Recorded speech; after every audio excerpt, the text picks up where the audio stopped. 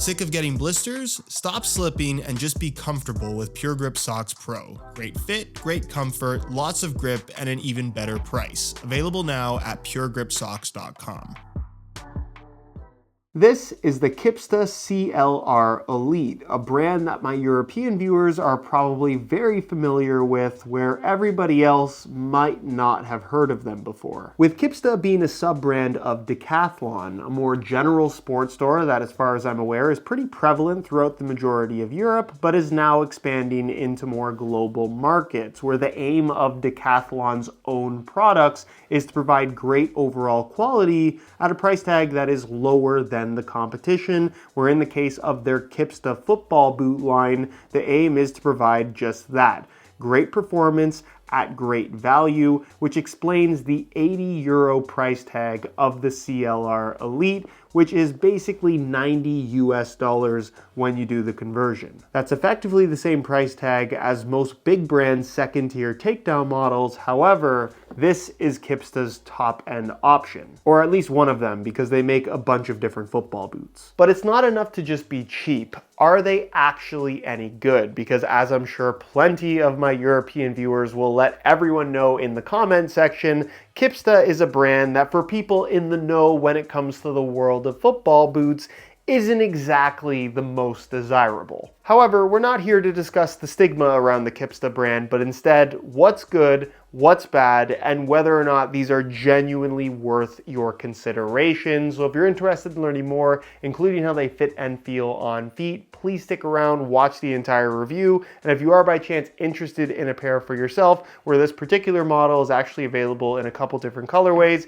you can check out the first link down below. And really quickly, before we get started, if you enjoy the unsugar-coated, brutally honest reviews on this channel, don't forget to drop a like on the video and make sure you're subscribed if you haven't already, so you don't miss out on my reviews of all the latest football boots of 2024. Now, if you go to the product page for the CLR.Elite on the Decathlon website, you'll find that there is a very lengthy description of all the features and specifications of this particular football boot. There's a bunch of nonsense in there, I'll be honest with you guys, and the biggest claim that they make that I want to debunk right off the bat is that they pretty much say point blank that these football boots will make you faster. And I'm not kidding, their website reads exactly this. Fancy football boots that help you run faster? If you like speed and acceleration, the CLR is just for you. These football boots have been tested along with others on the market. The result? With the CLR, players significantly and measurably increase their speed.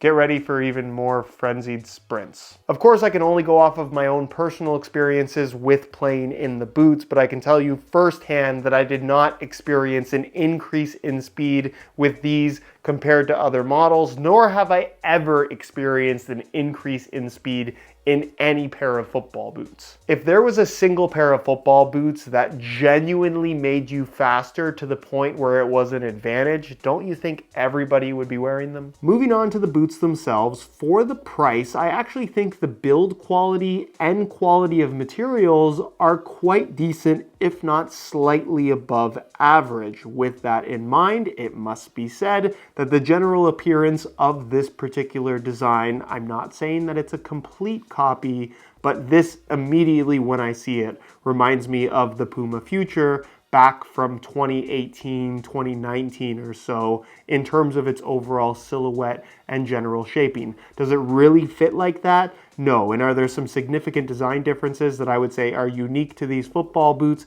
Absolutely, but it is definitely something worth pointing out. As far as the upper itself is concerned, it's a synthetic material that they're calling Skin Touch Control, which makes up the majority of the upper. You can see the seam right there on the lateral side as it runs on a diagonal, goes all the way through the forefoot, midfoot toe box area, and then cuts off at basically the same point here on the medial side. From there back, it's made from a textile, and then across the top of the foot, giving you that one-piece enclosure, you're going to find more of an elasticated knit material. It's effectively a very thin, kind of textile-based synthetic with almost like a foam mid-layer and then a polyurethane top layer on top. You get a little bit of extra reinforcement with some more polyurethane bordering the forefoot and toe box area for the sake of durability, and the finish on the surface does have some texturing to it from that base layer, but but for the most part, it's left relatively shiny and is a material that's actually quite sticky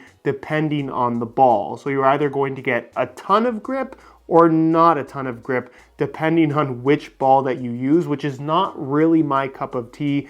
I wasn't a huge fan of the feel on the surface, but once you get used to it, I didn't find it to be a problem unless you're somebody that tends to drag the ball a lot when dribbling, at which point I found the stickiness of the upper, again, depending on the ball, to just be a little bit too much. However, that's only if it's dry. If it does get a little bit wet, you'll find that the finish becomes significantly more slick, like most shiny finish uppers. From a feel perspective, the upper itself is very, very thin, so you're definitely getting more of that raw barefoot sensation. However, for how thin it is, it's also extremely pliable and doesn't really have a ton of structure to it, which from a lockdown and responsiveness standpoint, I would say is one of the elements of this football boot that I wasn't overly impressed with, given the super wide and high volume shape that the boot as a whole tends to have. The laces run directly down the middle and do allow for a decent amount of adjustability, but again, there is so much volume to this boot, particularly in the midfoot, where I can't say that they're uncomfortable or fit in such a way where my feet were sliding around inside of the boots, but when I tied the laces tight, I definitely found that there was some extra material kind of bunching up in certain parts of the foot, leaving some dead space. Again, not in areas that were detrimental to the feel or performance, but it made for a pair of football boots that I didn't think fit quite as closely to my feet as some other options that I've tried, even at this lower price point. Given that Kipsta is really trying to push this value for money angle, I think the expectation with this boot, especially based on how they describe it, is that you're going to get the feel of a much higher end football boot at this lower price point. But if I realistically had to compare this upper to another football boot out there, it would be the Adidas F50 League, which retails for around the same price. However, those have that little bit of extra structure that I would argue might actually make them feel slightly better than this. Moving to the rear, you're going to find that this features what is still technically a low-cut design, but you have a bit of a mock collar kind of making the sides look a little bit higher. It has a nice deep fit through the heel where you have an internal plastic heel counter that is still relatively flexible. The inside liner is a soft microfiber with pretty straightforward padding. There's not a ton of it back there, but I did find the heel lockdown and general comfort through the heel to actually be quite good. Then the insole fully removable. I'll give you guys a quick look at that. I would say it's actually above average in terms of quality for what you're going to find from even some top-end football boots, where it features this standard kind of mesh liner on the surface that has a little bit of grippiness to it. You're going to have some perforations throughout, and then it's made from a single layer of this white foam with like a pour-on blue, more dense foam insert under the heel as well as under the forefoot. Again, nothing amazing, but a lot nicer than what you're going to find from the vast majority of football boots at this price point. Moving to the base, you're going to find what Kipsta is describing as another premium element, and that is the P-back sole plate, where you can see the branding right here on the medial side of the upper. P-backs being a specific type of plastic. P-backs is the brand, so it's effectively a licensed element of the football boot,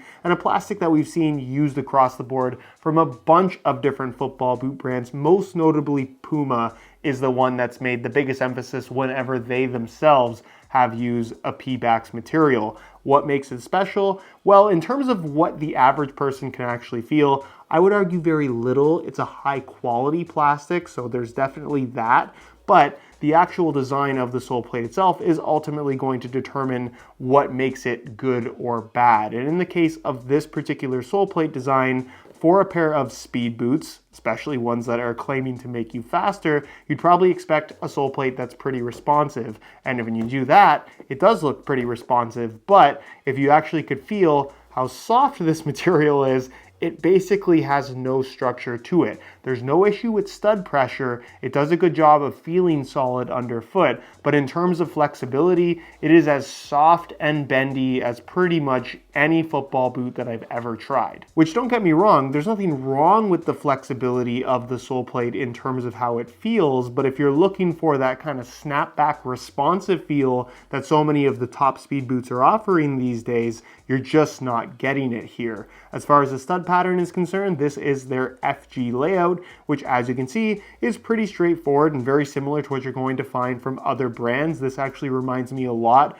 of what you'd get from the Adidas brand pretty much across the board. 4 studs under the heel, 3 studs on either side of the forefoot, 1 support stud, and then this tiny little toe pick stud that basically does nothing. But you can see the studs themselves are fairly short in length. So I would actually say that this borders on being a hard ground stud pattern rather than a firm ground one, where if there's any depth to the playing surface or any softness, this is just not going to dig into the ground deep enough to provide adequate traction. For use on artificial grass, I suppose it would be fine, even though it's technically not an AG specific stud pattern. But again, the fact that it has such short studs on the FG stud pattern, especially for a pair of speed boots where the studs typically tend to be a little bit longer and more aggressive, I just think they kind of miss the mark here. On the right playing surface, it's fine, but if you're just looking for the maximum amount of traction you can get from a pair of speed boots at this price point, there certainly are better options. When it comes to weight, despite the budget-friendly price tag, these are promising top-end performance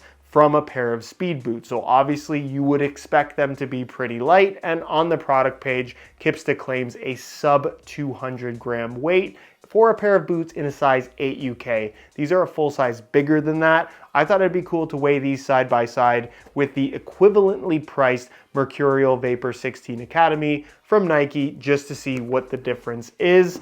You can see that on the scale, the Nikes weigh in a size 9.5 US at 8.05 ounces, the equivalent of 228 grams, which is pretty lightweight for a football boot at this price point, where the Kipstas, you can see, weigh in at 7.35 ounces, the equivalent of 208 grams, which means that their claim of sub 200 grams for a size smaller is about spot on, and compared to a Nike speed boot at the exact same price tag is actually 20 grams lighter, where at 7.3 ounces or just over 200 grams, these are going to fall into the same weight range as a lot of much more expensive speed boots. On feet, it's very difficult to criticize the comfort of the CLR.Elite. Despite the kind of plasticky, shiny finish on the surface of the upper, the material as a whole is extremely pliable, requiring little to no break-in time, and the inside of the upper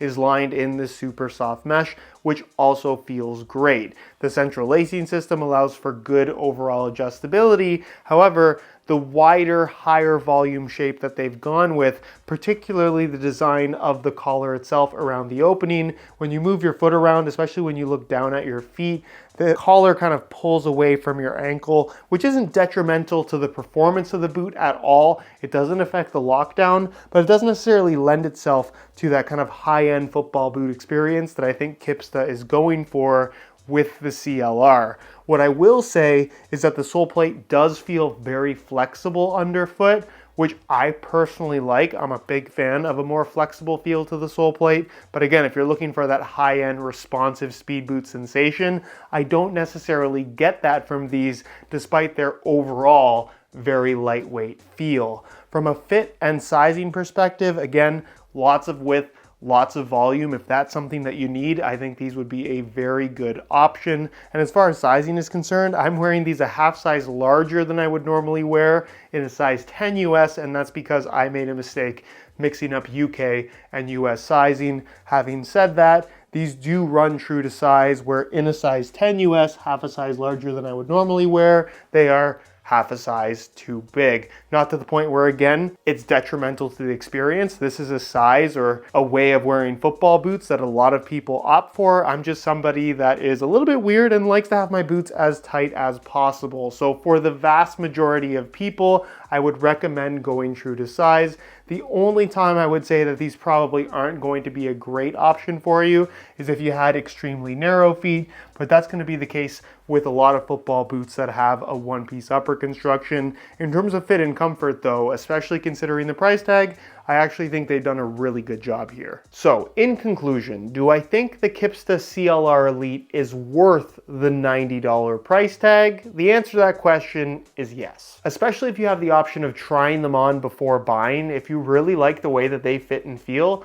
I think that the overall quality for what you pay is pretty good. Having said that, I also think that the quality of the boot is reflected in what you pay. While they make quite a few promises and claims that you're getting top-end quality at a lower price point, I can't say that there's any one element of this football boot other than maybe being a little bit lighter than most of the competition at the same price point, where I can honestly say that this feels like you're getting more for your money. While there's absolutely a personal preference aspect to football boots and you're just going to like certain ones better than others, if you're comparing these at $90 to the F50 League from Adidas at $90 to the Nike Mercurial Vapor 16 Academy at $90, I think depending on what you're looking for, any one of those three are going to offer very comparable fit, feel, and performance experiences. Where they're all going to have their strengths and weaknesses, you give up on something when it comes to the more budget-friendly options.